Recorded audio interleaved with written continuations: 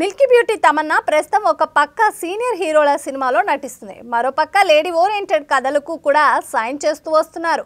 ఈ క్రమంలోనే తాజాగా Odela railway station movie sequel కు సైన్ చేశారు. టాలీవుడ్ స్టార్ డైరెక్టర్ సంపత్ నంది కథను అందించిన ఈ సినిమా అశోక్ తేజ దర్శకత్వంలో తెరకెక్కి 2022లో ముందుకొచ్చింది. క్రైమ్ థ్రిల్లర్ నేపథ్యంలో తెరకెక్కిన ఈ సినిమా డైరెక్ట్ ఓటీటీలో రిలీజ్ అయింది. తెలుగు ఓటీటీ ఆహాలో ప్రసారమైన ఈ చిత్రం సూపర్ వ్యూస్ అందుకొని ఓటీటీ హిట్ బొమ్మ అనిపించుకుంది. ఇక ఆ సినిమా హిట్ అవ్వడంతో ఇప్పుడు సీక్వెల్ ని తీసుకురావడానికి సిద్ధమయ్యారు మేకర్స్. సీక్వెల్ లో తమన్నాని మెయిన్ లీడ్ కి ఎంపిక చేసుకున్నారు. ఇక ఈ పాత్ర కూడా తమన్నాకి చాలా కొత్తదైంది.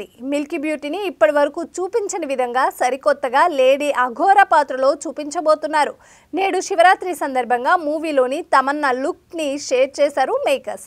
కాషాయ దుస్తుల్లో తమన్నా ఆధ్యాత్మికంగా కనిపిస్తున్నారు. చేతిలో డమరుకం, నుదిటిన విభూది, మరో చేతిలో కర్రతో శివశక్తి రూపంలో దర్శనమిస్తున్నారు.